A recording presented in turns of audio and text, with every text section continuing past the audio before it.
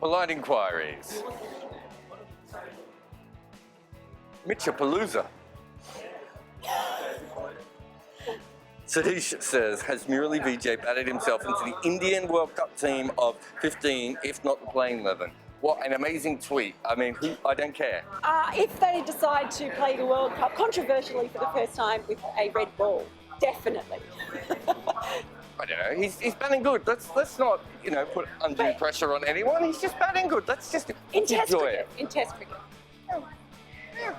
Yeah. Peter Miller says, can Johnson be as effective without the control that Harris offers at the other end? Well, clearly not. That's about it. They obviously missed Harris today, and not just because all the other bowlers melted in the heat of the Brisbane sun, which was pretty hot. We were finding it really tough in the air-conditioned press box. Yeah, it was a little, wasn't good. But yeah, they're missing Rhino massively. Well, I would have assumed it would have helped Harris, because you need heat therapy for the sort of injuries that he has, and I think he's got a lot of heat therapy today. Yeah.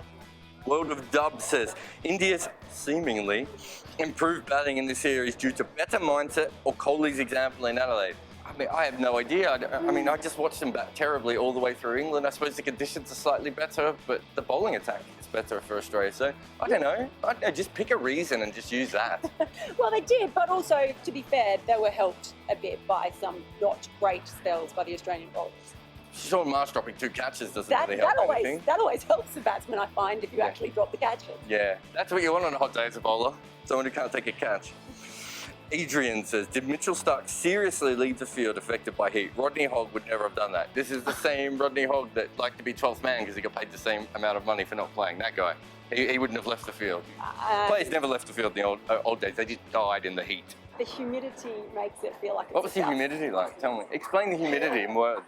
Moisture in the air that makes them very uncomfortable. Most of the moisture in the air was actually just sweat flying off the bowlers as they came in. It was like being in the worst armpit ever.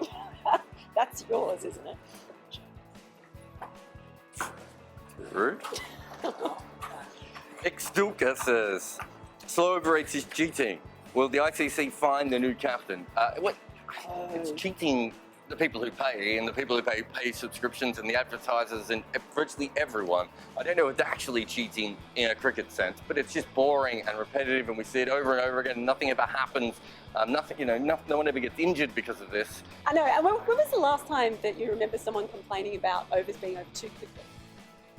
When does that ever happen? Yeah, I want to be there on that day. Darren Lehman was even not happy about it. So yeah, look, it's a problem, but it's too hot to care.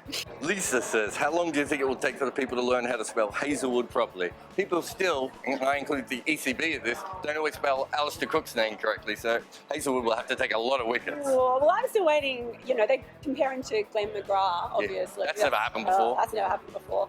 And because Australians, we might be good sometimes at playing cricket, but we're rubbish at chants. So they even had to steal the one from Eric Cantona for Glenn McGrath, the Glenn McGrath.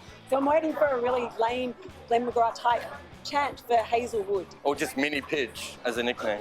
And Mini Pigeon? I don't know. Do they have Mini Pigeons? I don't know. But he's not really mini though, is he? Look, he bowled really well, and they couldn't hit him off the square. It was actually a shame that he couldn't get through the whole day. But then again, getting through that day, I don't know if it's a good thing for your health to actually survive it. I don't know what a Mini Pigeon is, but I bet they taste so delicious.